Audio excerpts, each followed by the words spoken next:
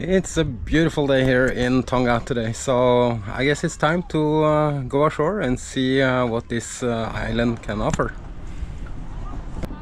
In this episode, I take you with me ashore to one of the islands belonging to the Kingdom of Tonga, finding out more about the local traditions and culture here, and even invited to race other sailors, including the more famous team on Parley.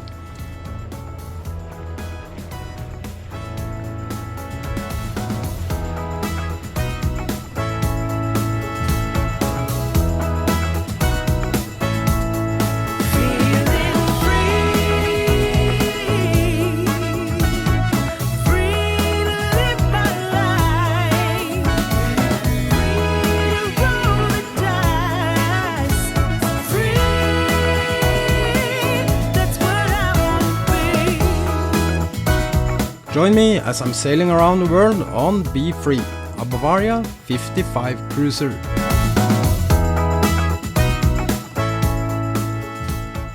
I'm a little bit tired, obviously. It's 1500 miles, 2 storms. It's been a ride.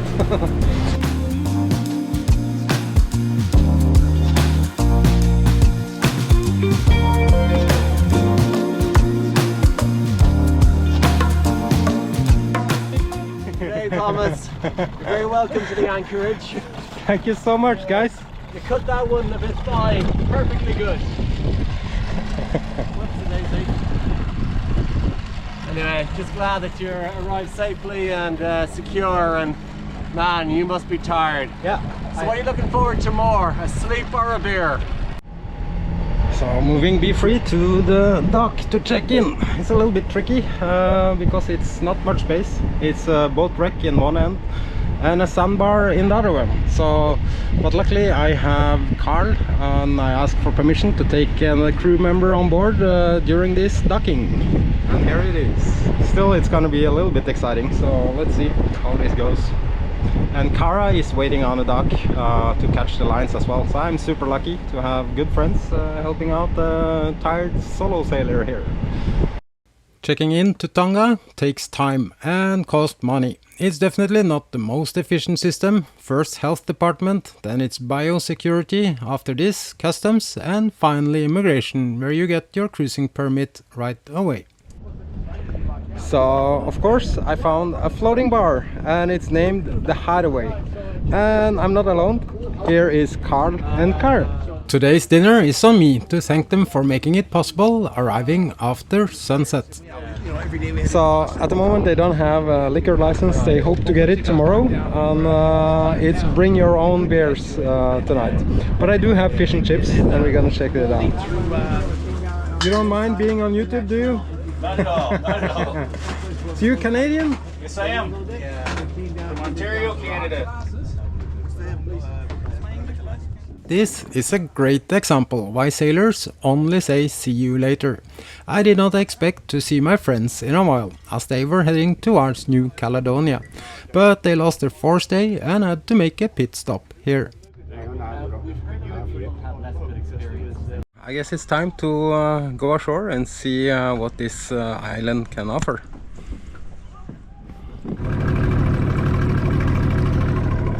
Nothing beats the smoke of a two-stroke engine.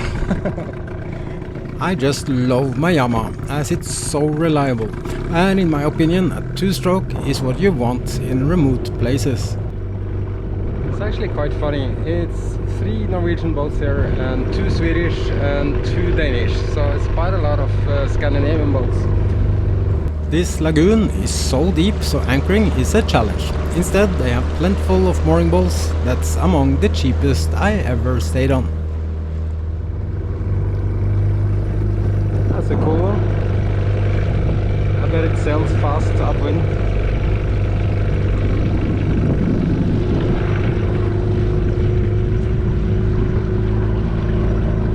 So I'm going to dinghy dock that's outside the Mango Bar, and they're really nice people. They allow you to dock your dinghy even if you don't use the restaurant. I think this is the nicest dinghy dock I've seen in a long time. For sailors, our dinghies function as our cars, and dinghy docks works like parking lots. So details like this makes a difference and something we all love, especially when it's for free. The beautiful Kingdom of Tonga is the last group of islands in the Polynesian chain, yet it lies in Oceania.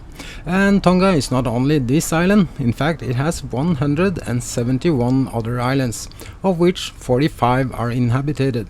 So I'm not even scratching the surface here.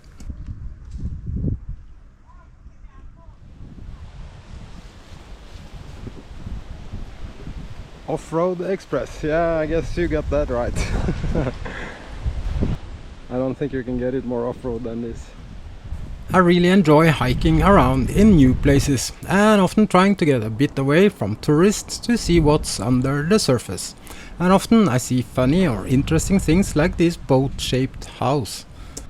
There's lots of similarities among other places I visit that at some point have been ruled by the British Empire. Not only for me driving on the wrong side of the road and being English-speaking population, but in somehow the same feeling of being quite undeveloped and poor people, just like some of the former British colonies in the Caribbean.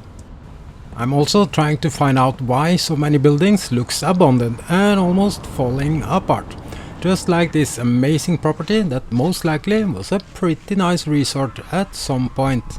The royal family owns all land in their kingdom, meaning you can never own your property but have to pay a lease.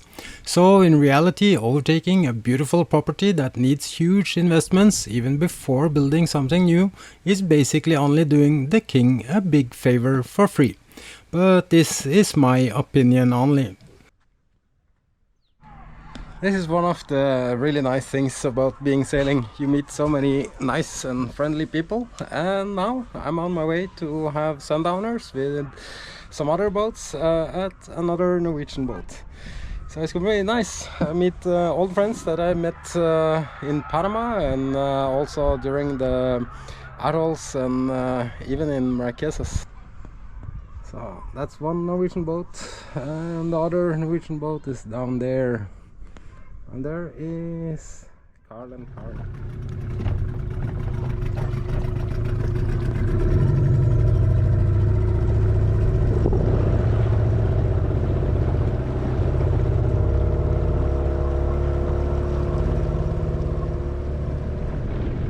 Ahoy there!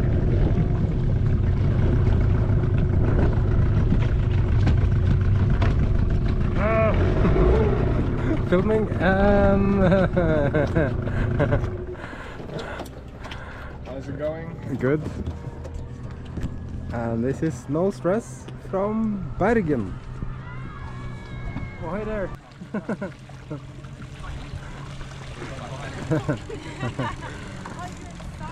We are not buying at the doors here. Oh. Coming in hard. Norwegian style. Show me way. I'm just the crew, I really can't talk myself. There is the captain. Here's the captain. Yeah, we're from Norway. An Australian crew. Mm-hmm. The deckhand. Her deckhand slash slave is Slave, yeah. is Australian. It's always interesting. It's this background check and stories. Some of you might remember them giving me a brand new flag in Tahiti. This one is time to retire. Thanks, guys. One of the things I really enjoy by being here is that it's so quiet. So today it's Sunday and it's not allowed to work, it's not allowed to make noise, and yeah, I kind of like it. It's very different from all the other islands I've been lately, and no donut boats or party boats or loud music. It's so quiet. So now I'm gonna enjoy my sundowner in the hammock. Lots of things separates Tonga from most other islands I have visited. First of all, it's a kingdom and sort of democracy. And of course, what it rules laws and regulations without a bit double standards, and some more difficult to understand than others. this is things I always think about when visiting new places, trying to understand the culture and the people. The church have also a strong position in Tonga, and for a small island nation, having rules that it's strictly forbidden to be gay is not that sensational. It's the same on several islands in the Caribbean, from St. Lucia and all the islands in between down to Grenada. If your family only gets sons, it's normal to raise the last born boy as a girl. So there is lots of cross-dressing boys here, behaving and acting like females.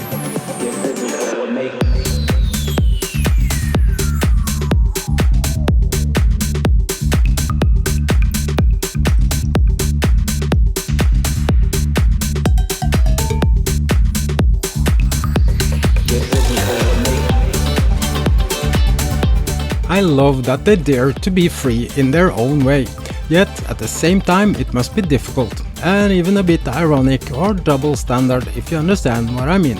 At least I'm a bit confused, and it's definitely not my cup of tea. Still, it's no doubt they are popular here, having shows at least once a week.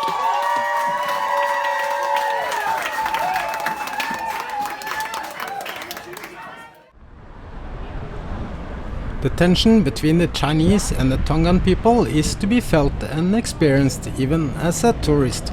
And sadly I would say even all the grocery stores here share the disappointing experience as throughout the entire Polynesia, with a few exceptions like Tahiti. There are a few grocery stores here, but they are all Chinese. Like these dark holes that's full of garbage and a lot of these China products. And they all have the same unhealthy food. A lot of potato chips, noodles, other kind of things, but very hard to find food. So basically only junk food, no healthy food. I would go nuts if I was living here. So this afternoon I'm trying to make chicken curry again. It's a long time since I made that, but I think it's gonna be good. It smells good. I still have lots of food on board from Tahiti, and even though it was crazy expensive there, I regret not stocking up more. Another challenge here is the drinking water, so I'm running a mass production of drinking water, helping out my neighbors here.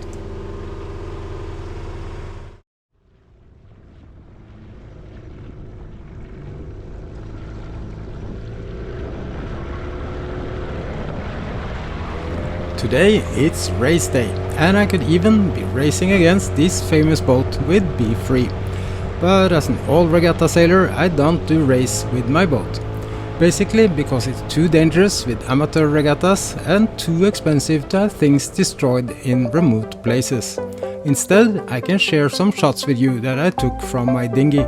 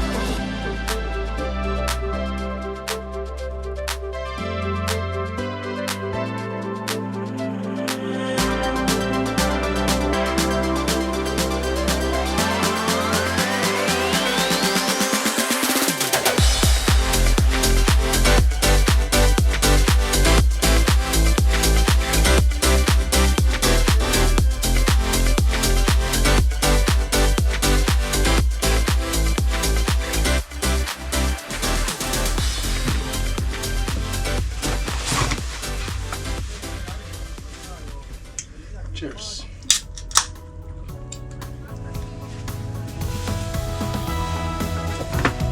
Thank you so much for watching and all your support. A special thanks to all my patrons that makes it possible for me to upload these videos. Much love from me on Be Free.